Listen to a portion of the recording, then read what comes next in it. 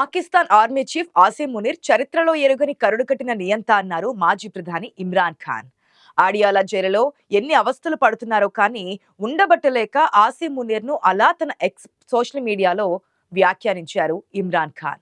ప్రస్తుతం బతికి ఉన్నాడో లేదో కూడా తెలియని ఇమ్రాన్ ఖాన్ అకౌంట్ చాలా కాలంగా మౌనంగా ఉంది. అయితే ప్రస్తుతం జరుగుతున్న పరిణామాల నేపథ్యంలో పాకిస్తాన్ నియంతగా సోషల్ మీడియాలో జోరుగా ప్రచారం జరుగుతోంది. ఈ ఏడాది వేసవిలో కశ్మీర్లోని పెహల్గాంలో 26 మంది పర్యాటకుల్ని పాకిస్తాన్ ముష్కరులు కాల్చి చంపిన తర్వాత భారత్ ఆపరేషన్ సింధూర్ చేపట్టింది. దీంతో పాకిస్తాన్ పూర్తిగా లొంగిపోవడం ఖాయమని అంతా భావించారు. కానీ 4 రోజుల పోరాటం తర్వాత అమెరికా మాట విని భారత్ పాకిస్తాన్ కాల్పుల విరమణ ప్రకటించడంతో పొరుగు దేశం బతికిపోయింది. ఆ తర్వాతే అసలు సినిమా మొదలైంది. భారత్ పై యుద్ధం గెలిచినట్లు ప్రకటించుకున్న పాకిస్తాన్ ఇందుకు కారకుడిగా ఆర్మీ చీఫ్ ఆసిమ్ మునీర్ ను గుర్తించి ఫీల్డ్ మార్షల్ గా ప్రమోషన్ కూడా ఇచ్చింది. ఇది నిజంగా భారతదేశం అస్సలు ఊహించలేదు. బ్యాడ్ ప్రాపగండా అంటే ఎలా ఉంటుందో దీనిని బట్టి ఊహించుకోవచ్చు.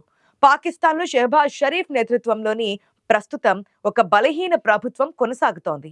దాని అస్తిత్వం కోసం ఆసిమ్ మునీర్ కు ప్రమోషన్లు ఇస్తూ వచ్చింది. అంతేకాదు ఇందుకోసం రాజ్యాంగ సవరణలు కూడా చేస్తోంది. తాజాగా చేసిన పాకిస్తాన్ రాజ్యాంగ సవరణ ద్వారా ఆసిమ్ మునీర్ ను ఏకంగా త్రివిధ దళాలకు అధిపతిని చేసేసింది. ఇప్పుడు మునీర్ పాకిస్తాన్ కు CDF chief of defence forces గా మారిపోయారు. తర్వాత పాకిస్తాన్ తో ప్రభుత్వాన్ని మించిన అధికారాన్ని పొందినట్లయింది. ఇక తాజాగా పాకిస్తాన్ లో ఆర్మీ చీఫ్ ను ఇతర 2 దళాల అధినేతల కంటే పైకి లేపి దేశ అణ్వాయుధ వ్యవస్థల ఏకైక బాధ్యుడిగా ఉంచడంతో పాటు త్రివిధ దళాల మొత్తం నియంత్రణను కూడా అధ్యక్షుడు కేబినెట్ నుంచి అతనికే మార్చారు. తాజా సవరణలు మునీర్ పదవీ కాలాన్ని కనీసం 2030 వరకు పొడిగించాయి. అలాగే ఈ మార్పులు మునీర్ కు దేశ అధ్యక్షుడితో సమానమైన చట్టపరమైన రక్షణను కూడా ఇచ్చాయి. అధ్యక్షుడిలాగే ఫీల్డ్ మార్షల్ కు కూడా ఏదైనా చట్టపరమైన విచారణ నుండి జీవితాంతం నిరోధక శక్తి వస్తుంది. ఇక మునీర్ పదవీ కాలం ముగిసినా తిరిగి పొడిగింపు తీసుకోవచ్చు.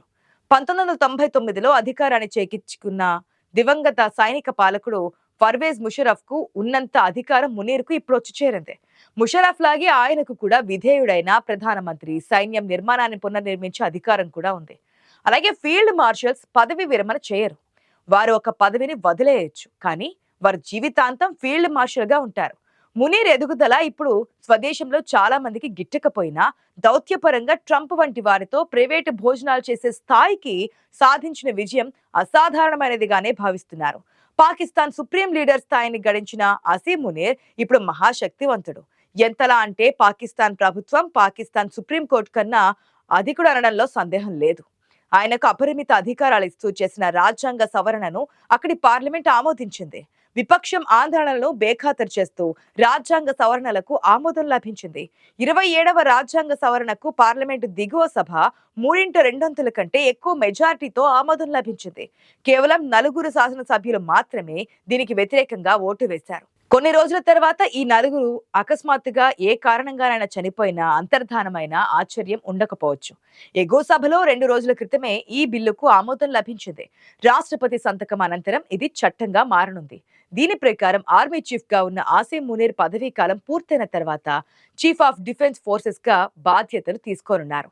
రాజ్యాంగ సవరణలకు పార్లమెంట్ ఆమోదం తెలిపిన అనంతరం పాక్ ప్రధాని షెహబాజ్ షరీఫ్ దీనిపై స్పందించారు. ఇది జాతీయ ఐక్యతకు కీలక అడుగుగా అభివర్ణించారు.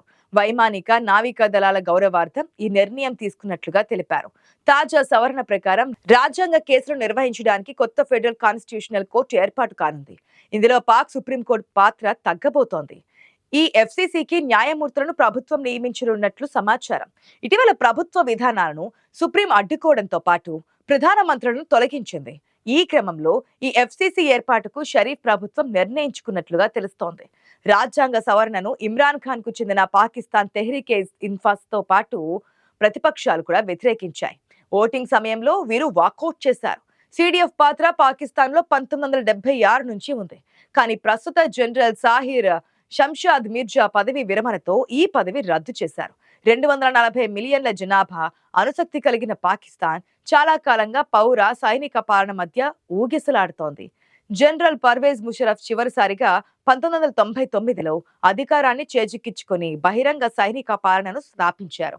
ఆ తర్వాత డెమోక్రటిక్ ప్రభుత్వాలు వచ్చాయి, కానీ దేశంలో సైన్యం ప్రభావం బలంగానే ఉంది.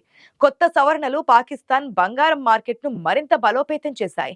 ఇప్పుడు అణ్వాయుధాల నియంత్రణ కూడా నేరుగా అసీం మునీర్ నియంత్రణలోనే ఉండబోతోంది. గతంలో ఈ అధికారం అధ్యక్షుడు క్యాబినెట్ తో ఉండేది, కానీ ఇప్పుడు అణు నియంత్రణ మునీర్ చేతుల్లోకి వచ్చింది. న్యూక్లియర్ స్ట్రాటజిక్ కమాండ్ అధిపతి నియామకంలో కూడా సైన్యం పాత్ర పెరుగుతోంది, ఎందుకంటే ప్రభుత్వం సిడిఎఫ్ సలహా ఆధారంగా ఈ నిర్ణయం తీసుకుంటోంది. మునీర్ నవంబర్ 2022లో ఆర్మీ చీఫ్ అయ్యారు. దీనికి ముందు ఆయన మిలిటరీ ఇంటెలిజెన్స్, ఆ తర్వాత ఐఎస్ఐ అధిపతిగా పనిచేశాడు.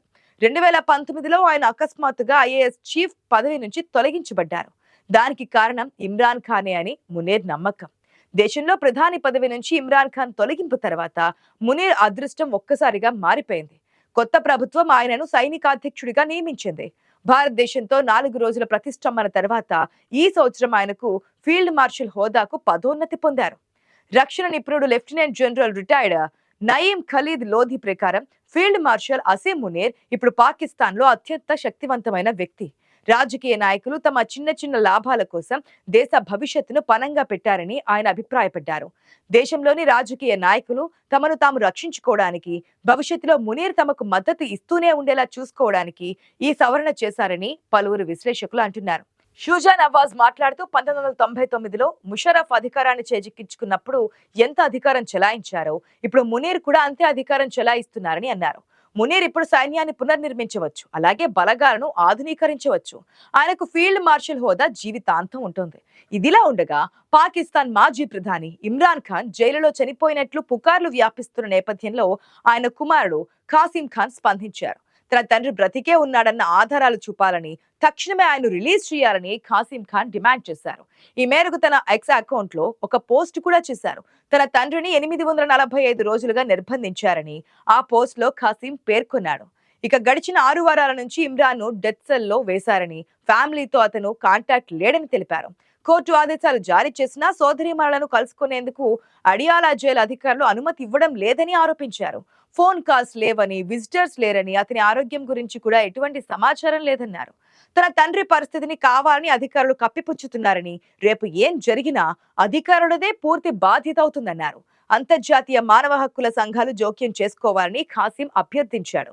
మరోవైపు ఇమ్రాన్ ఖాన్ ముగ్గురు సోదరీమణులలో ఒకరైన అలీమా ఖాను కూడా తన కుటుంబంతో సమావేశాన్ని పదే పదే అడ్డుకుంటున్నారని ఆరోపిస్తూ ఉన్నారు. దీనిపై జైలు ఎదుట పోరాటాన్ని కూడా చేపట్టారు. పాకిస్తాన్ లో చీకటి రోజులొచ్చాయి. అసలు ఇమ్రాన్ ఖాన్ కు ఏమైంది?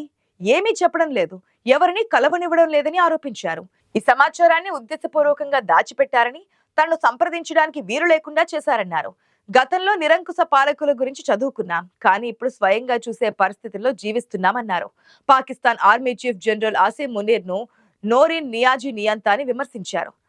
ఇక షెహబాజ్ షరీఫ్ ప్రభుత్వాన్ని దేశ చరిత్రలోనే అత్యంత ప్రజాకంటక పాలనగా అభివర్ణించారు.